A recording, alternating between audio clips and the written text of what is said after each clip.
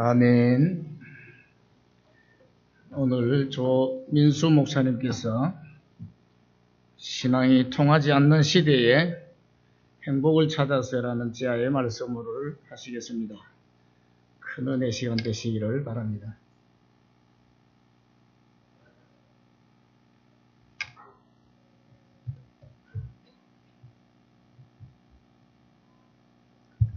네, 신앙이 통하지 않는 시대의 행복을 찾아서라는 제목으로 이 시간에 우리 은혜를 나누고자 합니다. 하박국 선지서를 이렇게 주일에 다루게 되어서 참 감사할 따름입니다. 이 선지서를 통해서 전체적인 메시지를 살펴보면 이 삭막하고 눅눅하지 않은 현실에서 우리에게 무엇이 참다운 행복이라는 것을 전해주는 말씀이기에 그렇게 여겨지기에 오늘 제목과 관련하여서 이 세상을 살면서 행복이라는 것이 무엇인지를 성경적인 관점에서 답을 찾아보고 은혜를 나누고자 합니다. 하박국의 중심 메시지는 지금까지 포악과 급탈과 죄악이 가득한 세상을 심판하지 아니하시고 무응답으로 일관하시는 하나님을 향해서 속이 시커멓게 타버렸다는 것을 말씀합니다. 첫 번째 우리가 눈여겨보아야 될 것은 뭐냐면 하나님의 정의와 공의가 제대로 실현되지 않고 있다는 것을 따지고 묻고 있다는 것입니다. 그러므로 신실한 하나님의 백성들이 살기가 너무 어렵고 힘들다는 거예요. 하박국의 탄식이 여기서부터 시작된다는 것을 말씀하고 있습니다. 사실 이 엄청난 삶의 짐을 짊어지고 이 문제를 하나님 앞에 그 사정을 화소연하면서 도와주시기를 간절히 바라고 있는 것입니다. 그럼 유다의 제약상을 보면 참으로 심각했습니다. 아수르에 의해서 이미 북이스라엘은 BC 722년에 호세아 왕을 끝으로 해서 망해버렸습니다. 그런데 그것을 보면서 반면교사, 그 부정적인 것을 보면서 교훈을 삼아야 될 남유다 백성들이 여전히 정신을 차리지 못하고 있었다는 거예요. 이방 신상인 바알과 아세라상을 섬기고 심지어는 몰렉을 앞으로 지나가게 하는 그 말씀이 어떤 의미를 가지고 있는가 하면 자식을 우상에게 바치는 그런 제사를, 인신제사를 서슴지 않고 행하고 있었다는 것입니다. 온갖 우상들을 다 끌어와서 그것에 절하고 섬기면서 하나님을 배반하는 그런 삶을 살았다는 거예요. 이방인 우상을 섬긴다는 것은 인간의 악의적인 이기주의와 그리고 음란과 행음이 얼마나 극치에 달하는 것을 보여주고 있습니다. 죄악을 통해서 모든 것이 어그러지고 뒤틀려서 바로 잡을 수가 없는 거예요. 그래서 바울이 이 사태를 보면서 로마서 1장 29절에서 32절에 진단을 하고 있습니다. 29절에 보시면요. 곧 모든 불의, 추악, 탐욕, 악의가 가득한 자요. 시기, 살인, 분쟁, 사기, 악독이 가득한 자요. 수근수근하는 자요. 비방하는 자요. 하나님께서 미워하는 자요. 능욕하는 자요. 교만한 자요. 자랑하는 자요. 악을 도모하는 자요. 부모를 거역하는 자요. 우매한 자요. 배약하는 자요. 약속을 어긴다는 거예요. 무정한 자요, 무자비한 자라. 32절에 보십시오. 그들이 이 같은 일을 행하는 자는 사형에 해당된다고 판결을 내리고 있는 것입니다. 여러분, 유다 공동체가 행하는 그 억압과 착취와 폭력이 얼마나 이 세상에 난무했다는 것을 보여주고 있는 것입니다. 그런데 이런 무너짐이 어디에서 시작되었는가를 잘 보셔야 됩니다. 그것은 뭐냐 하면 하나님의 말씀을 저버렸다는 거예요. 여러분, 신명기의 말씀을 보면 참 우리에게 시사하는 바가, 교훈하는 바가 참 큽니다. 여러분, 신명기의 원뜻은 두 번째 하나님의 율법이라는 뜻입니다. 모세가 그 옛날 출애굽 1세대를 생각하며 이스라엘 백성들이 교만함과 원망과 불평함으로 일관하다가 결국은 하나님께서 특단의 조치를 취해서 여호수아와 갈렙을 제외한 20세 이상의 사람들이 가나안 땅에 발을 붙일 수 없도록 했다는 것을 되새기면서 출애굽 2세대인 백성들에게 말하고자 하는 중심 내용이 있었다는 것입니다. 그것은 뭐냐 하면 하나님의 말씀이 내 삶에 있어서 유일한 해답이라는 것을 꼭 기억해야 한다라고 말씀하고 있는 거예요. 그래서 시편 119편 105절에 보면 주의 말씀은 내 발의 등이요 내 길의 빛이니이다 라고 말씀하고 있는 것입니다. 무슨 말씀입니까? 하나님께서 내 인생을 항해해 주셔야지 우리가 유혹과 함정에서 그리고 더러운 곳에서 피할 수 있다는 거예요. 하나님의 말씀이 내 안에 중심이 되면 우리의 마음의 근심과 걱정이 생길 때마다 하나님께서 그때그때마다 우리에게 말씀으로 믿음이 생기게 해주시고 걱정, 근심이 어느덧 사라지는 것을 경험할 수 있다는 것입니다. 그런데 이 당시 이스라엘 백성들은 토라, 모세오경, 하나님의 율법의 말씀을 따라가지 아니하고 심지어는 무시되어지고 하나님의 말씀을 멸시하는 지경까지 이르게 되었다는 거예요. 역사적으로 보면 하나님의 말씀의 가치가 무시되어졌을 때 공동체 안에 악이 가득하였고 사회 질서가 무너졌다는 거예요. 여러분 하박국의 시대상을 보면 이 아수르가 이미 멸망함과 바벨론 유다 침입, 3차 침입이 이루어지는데 그 2차 침입까지 여러분 보고 있는 거예요. 정확히 말씀드리면 북이스라엘이 멸망하고 난 뒤에 병년이 넘는 시간이 지났다는 것입니다. 그런데 이 가운데 이스라엘 남유다가 그것을 깨닫고 돌아오지 않는다는 거예요. 그 상황에 대해서 절규를 하고 있다는 것입니다. 그의 탄식은 무엇이었습니까? 왜 당장 이 백성들을 벌하지 않는 것입니까? 멸망시키지 않는 것입니까? 이런 것을 통해서 하나님 우리에게 무엇을 말씀하시고 있는 것입니까? 라고 묻는 것이죠. 이런 사항에 대해서 항변하고 하나님께 따지고 묻고 있는 것입니다. 그런데 하나님께서 이런 말씀을 주세요. 하박국서 1장 5절 6절 말씀을 보면 여호와께서 이르시되 너희는 여러 나라를 보고 또 보고 놀라고 또 놀랄지어다. 너희의 생전에 내가 한 가지 일을 행할 것이라. 누가 너희에게 말할지라도 너희가 믿지 아니하리라. 6절에 보라 내가 사납고 성급한 백성 곧 땅이 넓은 곳으로 다니며 자기의 소유가 아닌 거처들을 점령하는 갈대아 사람을 일으켰다라고 말씀하고 있는 것입니다.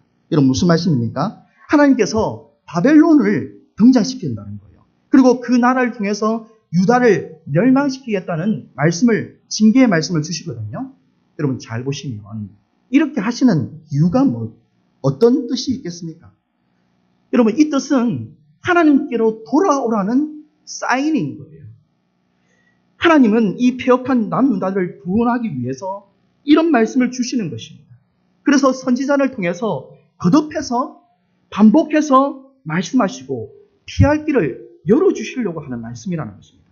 여러분 이것을 보면 하나님의 역사라는 것은 심판의 목적이 있는 것이 아니라 그의 백성이 바른 길을 선택해서 하나님의 기쁨이 되도록 그래서 행복한 길로 갈 수 있도록 하기 원한다는 거예요.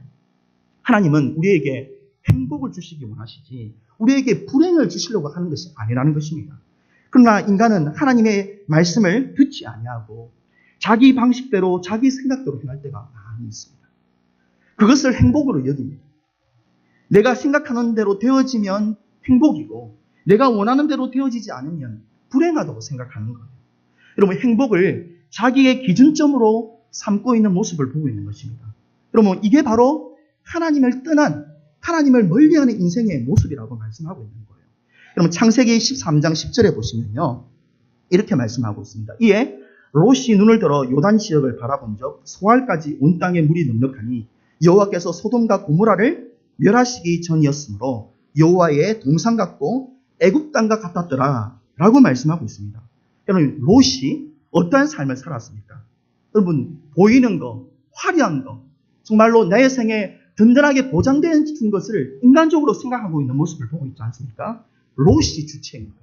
하나님이 주체가 아니라 롯이 주체이고 그리고 눈을 들어 바라본 적. 이 원어의 뜻은 목을 길게 빼고 그리고 발꿈치를 들어서 그 세계를 동경하고 있는 그 롯의 모습을 보고 있는 것입니다. 여러분 롯의 모습이 어떻습니까? 어떤 결과를 초래했습니까? 육신적으로 원했고 선택했던 롯이 개인과 가정이 다 무너지고 비참한 그런 멸망으로 치닫게 되는 역사가 일어나지 않습니까?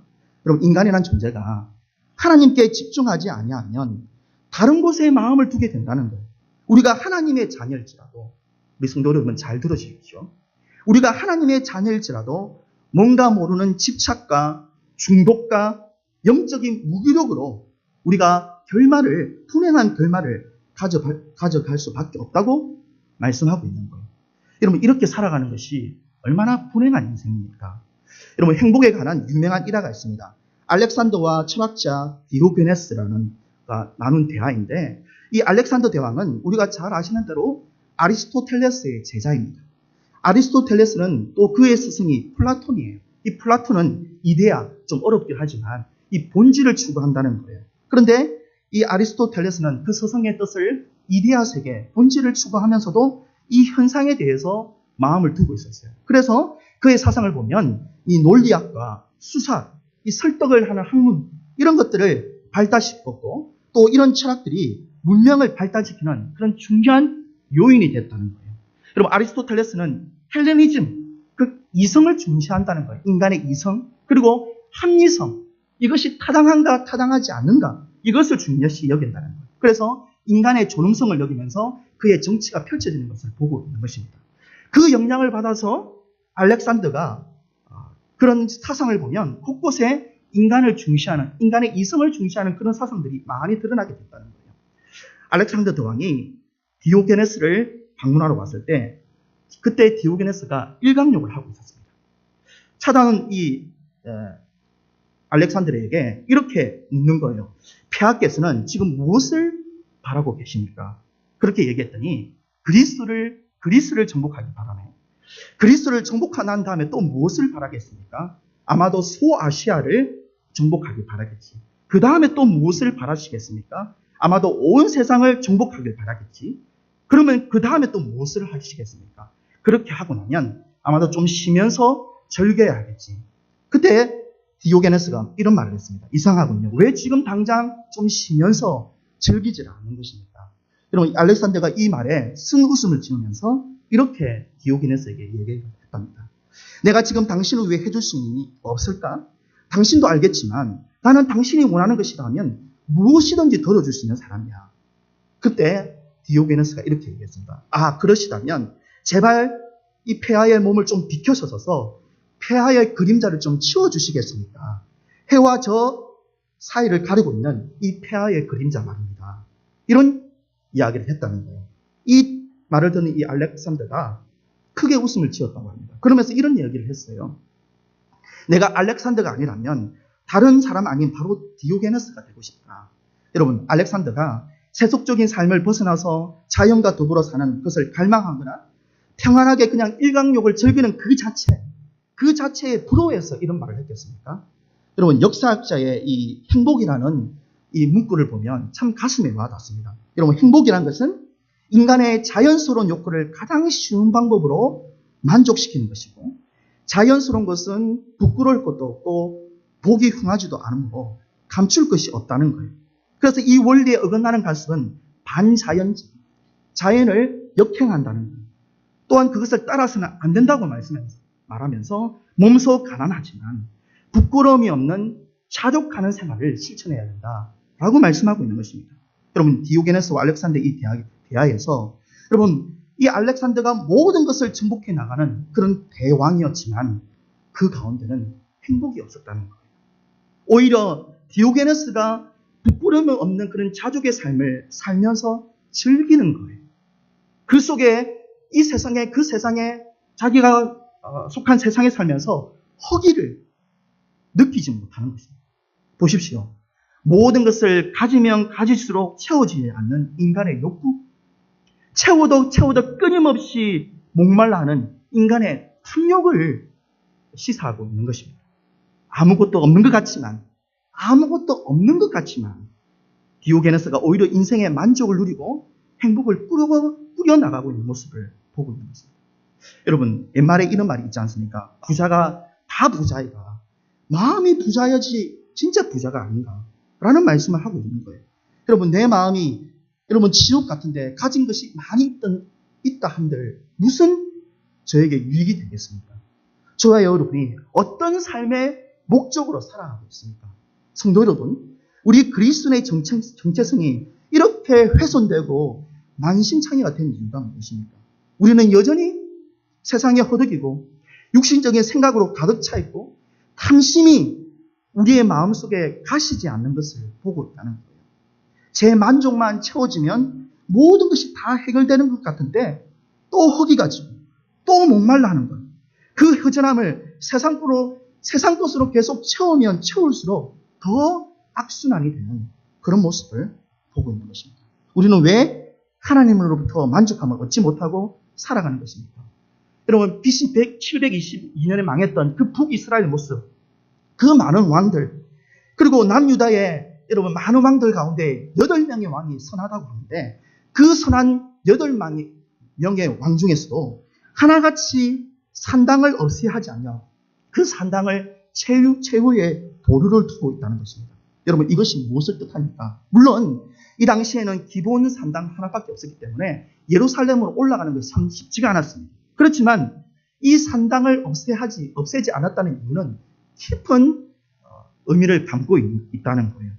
이 이방인들이 산당을 만들면서 보이는 우상을 보면서 이스라엘 백성들이 자기도 이런 가시적인 우상들을 만든다는 것이 나쁘지 않다라고 생각하는 거예요.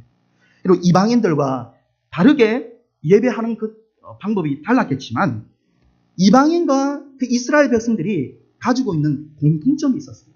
그것은 뭐냐 하면 현세적인 부를 꿈꾼다는 거예요.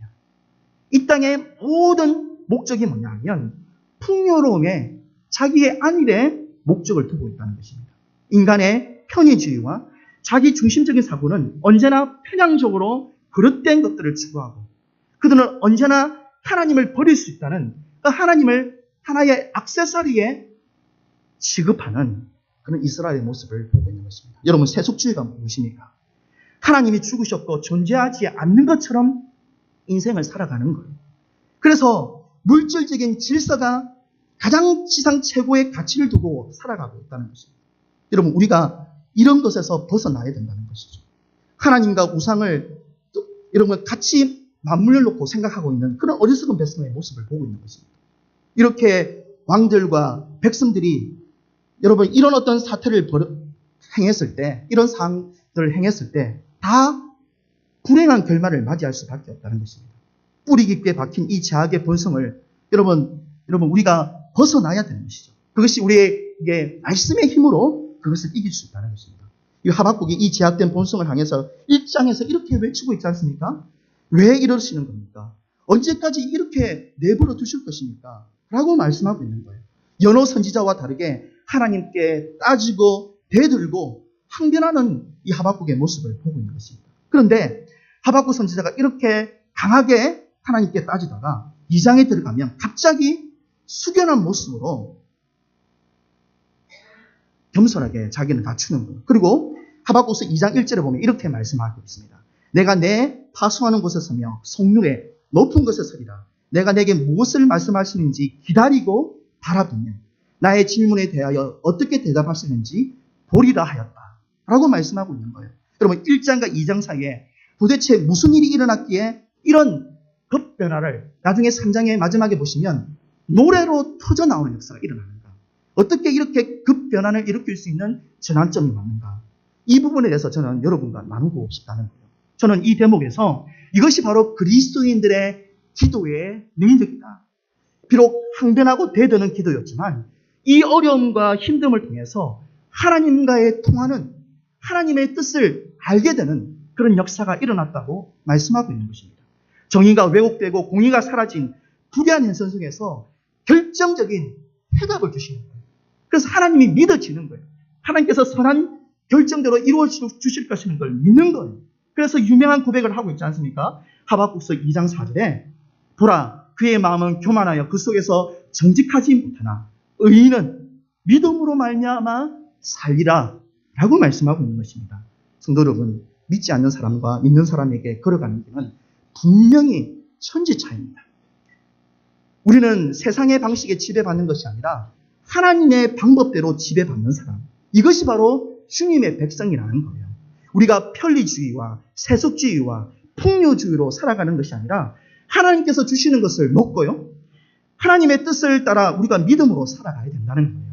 저와 여러분이 썩고 부패하고 없어질 것을 위해서 살아가는 것이 아니라 하나님의 뜻을 먹으며 그 나라와 그 의를 구할 수 있는 저와 여러분 되시기를 주님의 이름으로 축복합니다. 자, 그러면 두 번째로 남을 하박국의 큰 주제가 있습니다. 그것은 뭐냐면 하박국 선지자가 왜 또 항변을 하는가라는 질문이죠. 이 하박국 선지자가 이렇게 고백하는 거예요. 하나님, 우리의 죄악을, 이 남유다의 죄악을 알겠습니다만 왜 하필이면 바벨론을 들어서 우리를 심판하시는 겁니까? 라는 부분에 대해서 길길이 날뛰면서 하나님께 항변하는 것입니다. 그리고 그렇지만 하나님의 응답을 기다리는 있는 것이죠. 여러분, 하박국의 심정이 어떤 심정이었을까요? 정말로 이 바벨론이 우리를 징계의 도구로 쓰는 것이 아니라 다른 의로운 나라가 우리를 이렇게 징계하면 좋겠다, 이런 심정이 아니었겠습니까? 그런데 하나님의 말씀으로부터 얻게 된 대답이 무엇이었습니까? 바벨론을 사용하신다는 거예요. 여러분, 이것은 마지막 결론을 내리기까지의 전체적인 핵심의 주제가 됩니다. 바벨론을 사용하신다는 거예요. 그러면서 하나님께서 이 바벨론이 받게 될 저주를 말씀하시는데, 얼마나 이 바벨론이 제국으로 성장하면서 오만방자합니까?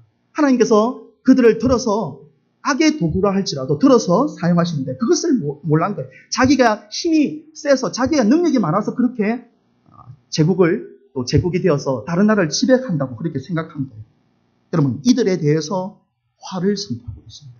하나님께서 반드시 이들을 심판하실 것이라고 약속하는 거예요. 자, 하박국 2장 3절에 보면 이 묵시는 정한 때가 있대요. 그 종말이 속히 이르겠고 결코 거짓되지 아니하리라. 비록 더딜지라도 기다리라. 지체되지 않고 반드시 응하리라 라고 말씀하고 있는 거예요. 하나님은 이 바벨론의 악행을 지적하시면서 반드시 심판하시겠다고 말씀하고 있는 것입니다.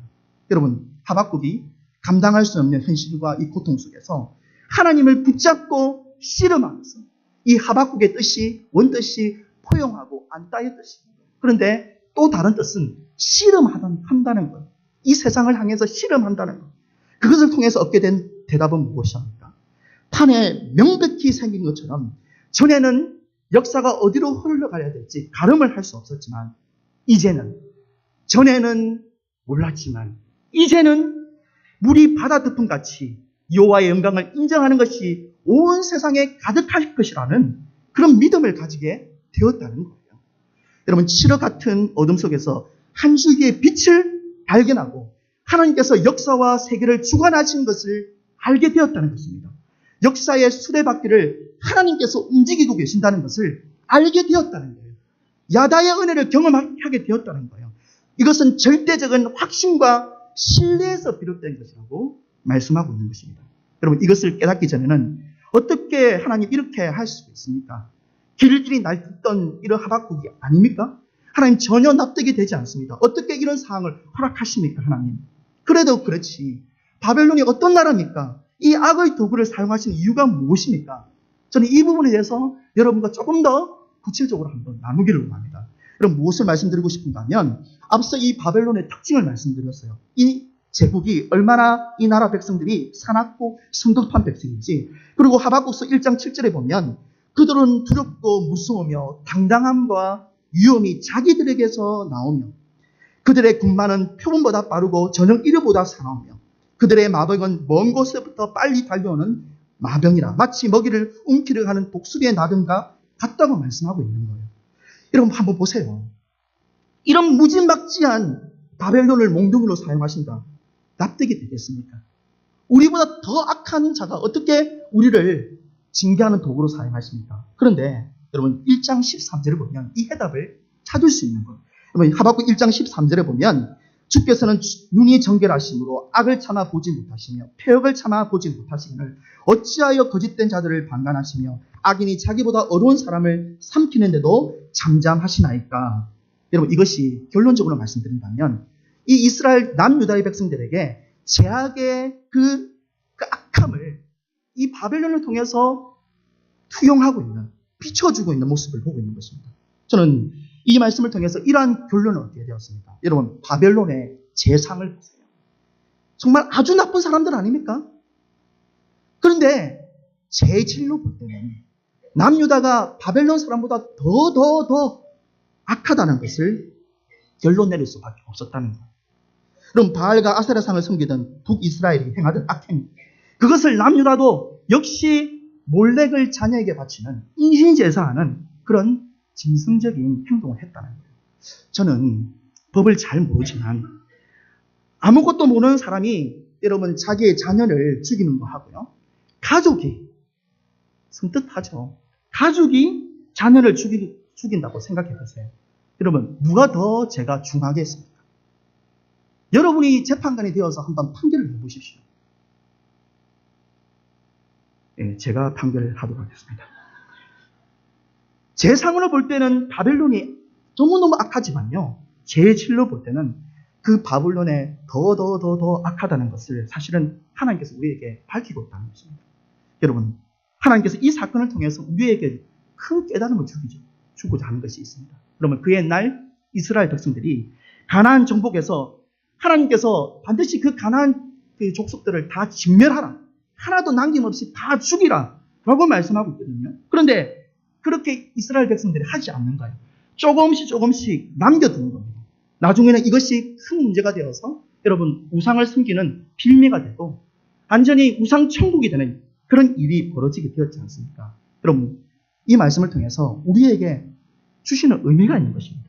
저와 여러분이 내 안에 바알과 아세라 그리고 심지어는 그 몰렉을 숭배할 수밖에 없는 그 우상을 여전히 남겨두고 있다는 것에 우리가 일상생활을 살아가면서 이것이 얼마나 우리의 삶에 우리가 신앙생활을 하는데 큰 걸림돌이라는 것을 우리에게 말씀하고 있다는 거예요. 여러분 우리 안에 아직도 머물고 있는 이 현세의 복, 물질 만능주의의 덫에 걸려서서 정말로 차빠지고 넘어지는 그런 안타까운 인생을 살아가는 것이 아니라 정말로 하나님의 나라를 위해서 정말로 영원한 것을 위해서 우리가 마음을 드리고 우리의 온 마음과 생각을 드릴 수 있는 저와 여러분 되시기를 주님의 이름으로 축복합니다. 자, 마지막으로 하박국이 이스라엘 이 참 제약상과 그 비참함을 보면서 이제 3장에 딱 들어갑니다. 그런데 놀라운 일이 발생해요. 어떤 일이 발생하는가 하면 노래가 터져나오는 것입니다. 그러면 환란의 현장에서 노래를 부르고 있는 거예요. 선지자가 도대체 무엇을 보았기에 전에는 대들고 따지고 난리를 쳤지만 이제는 기도하면서 노래하는 사람으로 찬양하는 사람으로 바뀌었는가? 이 현상을 이 세계를 볼 때는 불의와 강포, 무지함과 잔인함 그런 가득한 그 현실에서 더 기가 막힌 것은 바벨론을 몽둥이로 사용하겠다는 그런 엄청난 징계 앞에서 여러분 어떻게 하박국이 찬양하며 노래할 수 있었는가? 그러면 저는 이것이 하나님과의 새로운 만남이다. 다시 한번 말씀드리겠습니다. 하나님과의 새로운 만남이다. 여러분 이러한 대반전이 일어나게 된 가정을 살펴본다면 하박국이 뭐 천지도 모르는 몰직하는 사람입니까? 그래서 이렇게 노래하는 것입니까? 뭐 정신적인 문제 있는 병원에 가야 됩니다. 이렇게 몰라서 무모하게 덤벼드는 사람입니까? 아니면 팔자손안이라 생각하고 그냥 그렇게 헛웃음을 짓는 사람입니까? 성경은 그렇게 말씀하고 있지 않다는가요? 마치 바울이 다마스커에서 그 강렬한 주님의 빛을 만난 것처럼 강력한 하나님의 빛을 경험하게 된 것입니다. 부활하신 주님, 3일 만에 완전히 죽었다가 부활하신 주님, 살아나신 주님, 그 주님을 인격적으로 만나는 역사가 일어났다는 거예요. 그것을 분명히 보았고 깨닫게 되었고 믿게 되었다고 말씀하고 있는 것입니다. 이 역사가 누구의 손에 의해서 움직이고 다스리고 있습니까? 바로 하나님의 손에 있다는 거예요. 역사를 다스리는 하나님을 만나고 그가 하박국이 어떤 외침이 나타나고 있습니까? 이 수년 내에 부흥케 하여 주시옵소서. 이 수년 내에 나타나 보여주시옵소서. 우리 교회가 부흥하고 발전하는 것을 말하는 것이 아니라 바벨론이 어서 무너지기를 간구합니다. 라고 고백하고 있는 거예요. 여러분 인간적으로 선지자가 외칠 수 있는 그런 외침이 아니겠습니까? 그런데 이 하박국의 마음을 보십시오. 이런 진노 중에서도 긍휼을 잊지 말아 주십시오. 우리에게 긍휼을 잊지 말아 주십시오. 하나님의 긍휼만이 이 제약의 극치를 고칠 수 있는 유일한 방법이라고 말씀하고 있는 것입니다. 여러분 하박국 3장 16절을 보면 하나님의 임재를 경험한 거예요. 그 임재를 경험했을 때 창자가 떨리고 입술이 떨리고 뼈가 썩는 것 같고 온몸이 후들거리는 극도의 불안과 공포와 고통과 그런 상황에서 대치하면서 그가 잠잠히 그의 하나님을 바라보고 기다리고 있는 모습을 보고 있는 것입니다. 연약한 인간으로서 하나님의 임재 앞에 그 위엄과 영광에 압도되어 있다는 거예요. 그런데 그가 하나님 앞에서 어떻게 하고 있습니까? 노래하고 있다는 거예요. 어떻게 이럴 수가 있는 것입니까? 그래서 하박국이 그 유명한 찬양, 고백하고 있지 않습니까? 우리 하박국서 3장 17절 같이 한번 말씀을 봉독하도록 하겠습니다. 시작. 비록 무화과 나무가 무성하지 못하며 포도나무에 열매가 없으며 감람나무에 소출이 없으며 밭에 먹을 것이 없으며 우리의 양이 없으며 외양간에 소가 없을지라도 나는 여호와로 말미암아 즐거워하며 나의 구원의 하나님으로 말미암아 기뻐하리라고 말씀하고 있는 것입니다. 아멘. 여러분, 저는 오랫동안 좀 고민하는 문제가 있었습니다. 그것은 뭐냐면 믿음의 신앙인들을 보면서 어떻게 이렇게 신앙으로 나아갈 수 있을까? 물론 가정도 있었지만 그런 모습을 보면서 저도 이 신앙의 사람들과 너무나 큰 대리감을 느낄 때 좌절한 적이 있거든요. 또 한편으로 생각하면 이런 믿음의 사람들이 좀 비관적으로 생각해서 좀 역설적이긴 하지만요. 이런 어떤 비관적으로 생각하면 그냥 현실에 운명적으로 받아들이고 그냥 체념하는 사람들인가? 라는 질문을 던지게 되었어요. 그래서 여기에 대한 질문을 오랫동안, 한 20여 년 동안 고민하는 문제였어요. 그러나 하나님께서 그것이 아니라는 깨달음을 주셨어요. 그것은 뭐냐 하면 바로 18절에 기결된다는, 결론을 내릴 수 있다는 거예요. 나는 여호와로 인하여, 여호와 때문에, 주 안에 있기 때문에 즐거워하고 기뻐할 수 있다는 것입니다. 여러분, 하박국이 무엇을 고백하고 있는가 하면 이 현실의 처절한 이 현실과 이 어려움 속에 그 맞닥뜨린 고통과 절망이 우리가 아버지 문제될 것이 없다는 것입니다. 여러분, 하나님의 은혜가 지배하면 이 현실에 부닥치는 문제는 우리에게 문제가 되지 않는다는 것을 우리에게 말씀하고 있다는 거예요. 여러분, 현실을 직시해 보십시오. 유다의 범죄로 인한 이 개인과 가정과 사회가 몰락된 거예요. 바벨론을 몽둥이로 사용하겠다는 거예요. 얼마나 괴롭습니까? 얼마나 고통스럽겠습니까? 이런 고난을 겪어야 된다는 거예요. 심지어는 죽음의 위협에서도 모일 수 있다는 것입니다. 그러나가 중요한 거예요. 여러분, 그러나 여호와를 향한 믿음을 저버리지 않는 이유가 무엇입니까? 하박국이 외친 이 즐거움과 기쁨은 도대체 무엇입니까? 바로 의인은 믿음으로 말미암아 주님 때문에 살 것이라고 말씀하고 있는 것입니다. 19절에 보시면요. 주 여호와는 나의 힘이시라 나의 발을 사슴 같게 하사 나를 높은 곳으로 다니게 하시리로다. 아멘입니다. 여러분, 활력과 아름다움의 이 상징이 이 사슴의 발을 무엇입니까? 사슴의 그 높은 그 바위를 향해서 올라가는 그런 활력, 힘, 그것이 바로 여호와께 있다는, 여호와가 우리의 힘이시라는 것을 말씀하고 있다는 거예요. 선지자가 모든 자기 중심적인 생각에서 오직 하나님의 중심으로 옮겨지는 그런 역사를 이루었다는 것입니다. 저는 저자는 이렇게 말하고 있는 거예요. 여호와가 나의 힘이다. 이런 어떤 비장한 고백, 그냥 마냥 흥거워서 그렇게 고백하는 것이 아니라 비장한 노래라고 말씀하고 있는 것입니다. 불의한 사회와 현실 속에서 신앙의 길을 걸어가는 거예요. 믿음의 길을 걸어가는 거예요. 하박국서가 우리에게 던지는 마지막 질문이 있습니다. 하박국 선지자가 어떤 변화가 일어났습니까? 환경이 변화가 일어났습니까? 상황이 변화되었나요? 현실이 변화되었나요? 아니에요. 현실과 상황은 그대로입니다. 그런데 바로 하박국 자신에게 변화가 일어났다는 거예요. 모든 것이 나를 둘러엎어도 결국은 우리 그리스도인들은 믿음으로 살아간다라고 말씀하고 있는 것입니다. 인생의 무수한 폭풍과 비바람을 헤치며 우리는 걸어가야 될 길이 있습니다. 고난의 길이고 좁은 길이고 남이 알아주지 않는 길이에요. 그러나 하나님 때문에 즐거워하는 것이 바로 내 삶의 기쁨이 되어야 된다고 우리에게 오늘 교훈하고 있는 것입니다. 제가 예전에 있었던 교회는 외국인 예배가 드려지는 교회였는데, 그러니까 자연스럽게 외국인들과 접할 기회가 많이 생겼습니다. 이 양육 프로그램 중에 1:1 제자 양육이 있었는데, 여기에 이제 외국인, 인도에서 이제 한국으로 유학한 유학생이 이렇게 참여하게 되었습니다. 근데 같이 사역하는 부목사님이 영어로 설명하시다가 또 막혀서 저에게 이렇게 물어보시는 거예요. 제가 그래서 기회를 포착해서 신나게 설명을 했습니다. 나중에 제 자신을 이제 발견하게 됐는데, 내가 이렇게 영어로 멋지게 설명하는데 이 교인들이 나를 어떻게 볼까? 목사님 참 영어 잘하시네요. 사실 이런 어떤 이야기를 듣고 싶었어요. 많은 교인들 앞에서 뽐내고 싶은 마음. 그것이 어떤 마음이었는가 하면 저의 열등의식에서 비롯된 교만한 마음이 싹 떴던 거예요. 내 만족과 내 행복을 찾았던 것이죠. 외국어를 할 수 있다는 잘나치 않은 마음. 드디어 때가 되매 하나님께서 징계의 손을 드셨습니다. 생각지도 못한 이 동식 통역을 맡게 됐는데 이 아무런 사전 준비 없이 벌어진 일이라서 제대로 통역도 안 되고 이 영어를 하는 이 아이가 얼마나 저한테 화를 내든지 제가 그 부끄러움을 당한 걸 생각하면 잠이 안 옵니다. 많은 사람들 앞에서 동문이를 앞에 붙이고 망신. 이 자존심이 너무 상하고 제가 안 돼봐서 저는 모르겠죠.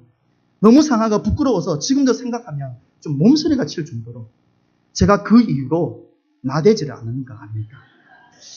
그러면 제 만족과 내 행복을 위하여 얻으려는 것은 결코 행복을 가져줄 수 없다는 하나님께서 깊은 교훈을 새겨주시더라고요.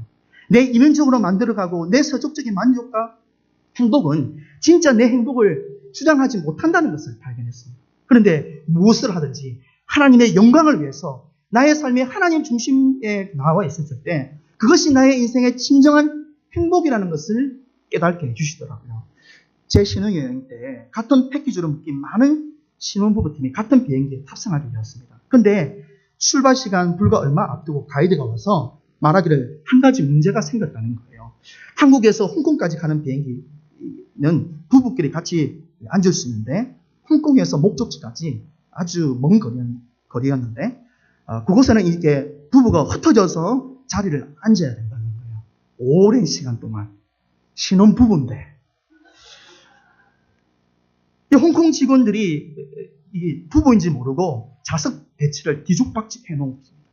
왜냐하면 우리나라는 부부라도 성씨가 다르잖아요. 근데 외국은 그걸 잘 이해를 못한 것 같아요. 근데 비행기를 탔는데 정말 그런 겁니다. 근데 한 일행이 이야기하기를 저 외국은 한 사람만 바꾸면 신혼부부들이 짝이 맞을 수 있다라고 이야기하는 거예요. 그런데 문제는 그 외국인에게 설명하고 설득할 수 있는 사람이 없는 거예요. 그때 문득 하나님께서 저에게 이런 사람 마음을 주시는 거예요. 나서는 거 안 하기로 했지만 이 문제는 내가 해결해야 되겠구나 하는 아주 진한 감동을 주시더라고요. 그래서 용기를 내어서 대화하기를 시작했는데 생각보다 영어가 더 잘 되는 거예요. 이 외국 상공이라 그런지 이 외국인들에게 이런저런 이야기를 하면서 말씀을 드렸더니 흔쾌히 오케이 하는 바람에 상황이 아주 잘 정리되었는 그런 일이 있었다는 것입니다. 그 장면을 지켜보던 주위의 사람들이 참 기뻐했고요. 감사 인사를 받는 가운데 하나님이 이런 마음을 또 주시는 것입니다.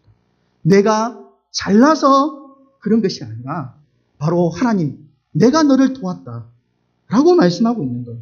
여러분, 우리가 하나님을 의지하고 신뢰하는 인생의 길, 그게 얼마나 기쁜지 아세요? 이것이 우리가 살아가는 참 인생의 행복이라는 것을 말씀하고 있는 것입니다. 바로 하박국이 여호와로 인하여 주 안에서 감사한다, 기쁨이 넘친다, 고난에서 기쁨으로 넘어간다 라고 말씀하고 있는 것입니다. 하박국은 우리의 성경과 같은 사람입니다. 하염없이 약하다는 거예요. 언제 꺼질지 모르는 바람 앞에 등불 같은 인생이라는 것입니다. 그러나 너무나도 분명하고 너무나도 선명한 하나님의 통치하심과 다스리심을 경험하게 되었다는 것입니다. 하나님의 선하신 뜻대로 움직이신다는 것을 경험하게 되었다는 거예요. 그리고 어떻게 고백하고 있습니까? 오늘 하루도 주님께서 주신 믿음을 가지고 하루하루 걸어가야 되겠다고 결단하며 나아가고 있는 모습을 보는 것입니다. 여러분, 우리가 우리 스스로의 행복을 조장하는 것이 아니라 우리가 죽을 때까지 믿음으로 살아가고 저와 여러분이 주님 오실 때까지 믿음의 길, 행복의 삶의 길, 은혜의 삶의 길을 영위할 수 있는 저와 여러분 되시기를 주님의 이름으로 축복합니다. 기도하겠습니다.